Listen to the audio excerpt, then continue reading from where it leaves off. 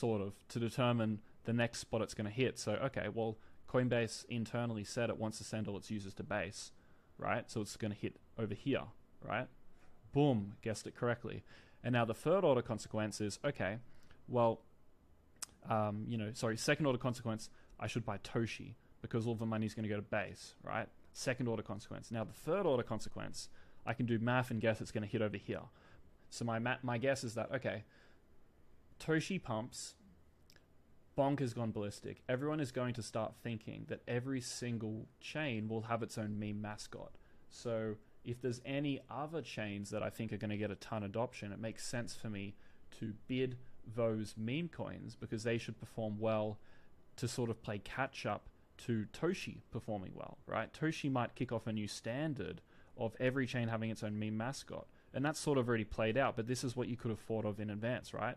So then, boom, this plays out, bam. So I knew every corner it was going to hit because I used my judgment to guess where it was going to go, right? If you wait till the ball is here before you go, okay, it's going to hit here, you're too late. Everyone has already placed their bets on this happening. They already know it's happening, and so you don't make any money. Okay? Now, if all of your investment decisions are just the first order consequence, right? Then you can make money, but you're not setting yourself up for the most success, right? Coinbase gets more adoption, Coinbase stock goes up. That's the first order consequence of Coinbase adoption, right? You can still make money from that, but the second and third order consequences is where the big money is, okay? And your fundamental analysis, you should be trying to have second and third order consequences, okay? You must ask yourself, what does what I see right now cause into the future? So you see, let's say you just see this, right? What does this cause? What is this going to catalyze? Right? All this money on Coinbase, where is it going to go to? And then where is it going to go to? What are people going to think when this happens? What is the thought that's going to enter their mind going to be? That is what you need to ask yourself, okay? Now, I want to give you an example of a bad fundamental analysis. This was the first ever fundamental analysis this guy has done, so this isn't by no means me trying to be mean, but I just want to share it because I thought it was a really good case study of what you shouldn't do. So this guy asked, for advice, like, what do I think of this thesis? He's formed a thesis for coins on base chain, and let's go into it. So he says that the project is it's a DEX on base, and it does this and this and this, does all this shit here. So he's giving you a product description. Then he gives you a description of the market cap and the numbers. Then he tells you, how far it's down from the all-time high. Then it tells you how much TVL it has. Then he tells you the social media followers. And then he says that they hold most of the supply. Okay? So he's listed off a bunch of, things that he thinks are like fundamentals. Now, the problem with his thesis is that he hasn't considered any second or third order consequences. So, for example, he says a major red flag is that they hold 82% of the tokens. Okay, why is that a red flag? What does that mean? Well, they can dump the supply on the market at any time, but also it means that any serious investor that looks into this is probably going to be put off, which means there's less buyers coming in. This is also a major overhead supply that's eventually going to enter the market. It also shows that this coin has a bad initial distribution. It's giving too much of a reward to the people who are building the project and not enough of a reward to the other stakeholders. There's no info on the developers. What does that mean?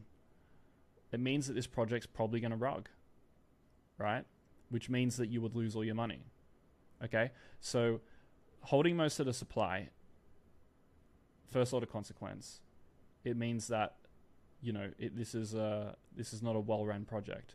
If the project's not well-run, it means it has a higher chance of rugging.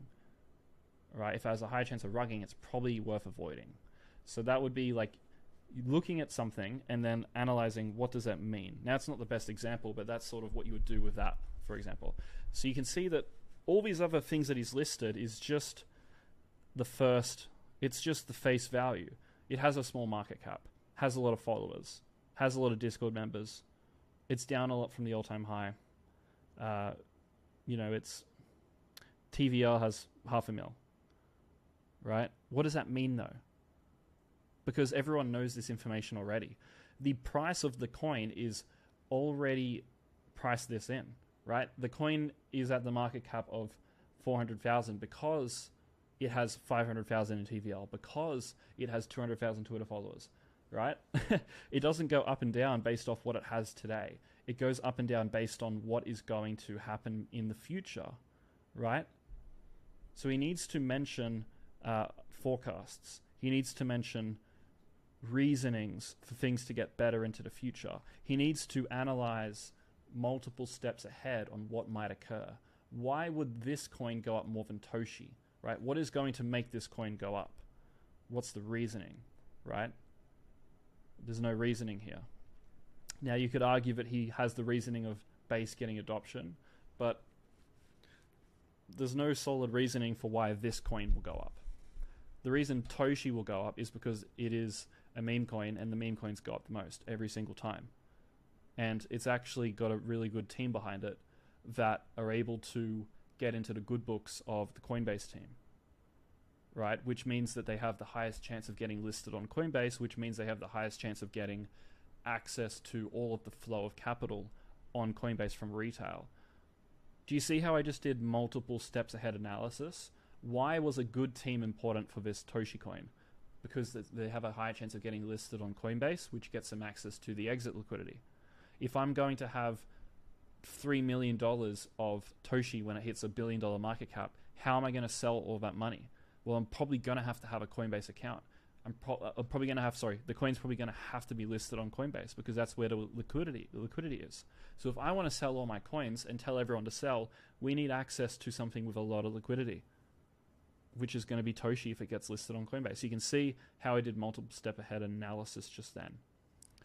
Great team, higher chance of Coinbase listing, access to exit liquidity, which makes price go up more. Boom, boom, boom. Simple. Now, why does he have to do forecasts and reasonings for things to be better in the future? This is a really good tweet. 99% of crypto assets should not be valued on fundamentals, right? You shouldn't really care too much about the fundamentals. The fundamentals only mean something if, if the perceived value way down in the future is higher than what it is now, right? Because what price is it's a call option on the perceived price potential at some point way down the road. And this is totally okay, and the resulting volatility is what provides opportunity, okay? The price very, very rarely actually represents the underlying fundamentals. The price reflects what people think the potential of the coin is into the future, right? So it looks like this, okay? People, when this coin doesn't have much adoption, they think it has a huge potential, right? And they buy the coin before that potential occurs. And then the potential plays out, right? And then the price goes down because the potential has played out. Now, obviously, the coin's going up in more potential, but what happens is that the market prices in this has been priced in here, right? If a coin should be worth the value of red, the price will get to the value of red before red gets there. And then what happens is red goes way beyond, so the value goes way beyond the price, and then the coin has to sort of catch up, right? And it's just this perpetual, if this is the value, it's just this perpetual up, down, up, down, up, down, okay? So what a project has right now is not important outside of what that might mean for the future. An amazing team is only useful if it actually impacts the future of the project. We went over an example, remember? An amazing team can pivot fast, so there's this new sector in crypto that this team I think is going to pivot to. If it does, it's going to make the token go up a lot. So for example, there's a project called Merit Circle, I think it is. It's like a gaming project. They pivoted to building their own, I think it's like their own gaming chain.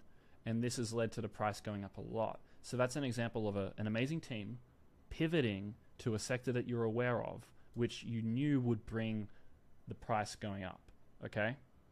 Now, having adoption doesn't mean anything unless the adoption is going to increase into the future.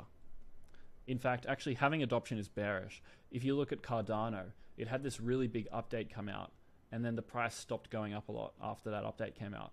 And it's been like that ever since. It hasn't performed good since that update came out. I think it was they had all these, I think it was the mainnet of Cardano or something. Like the platform, like all this on-chain ecosystem of Cardano basically opened up. And as soon as that happened, the coin stopped performing well. It was the top.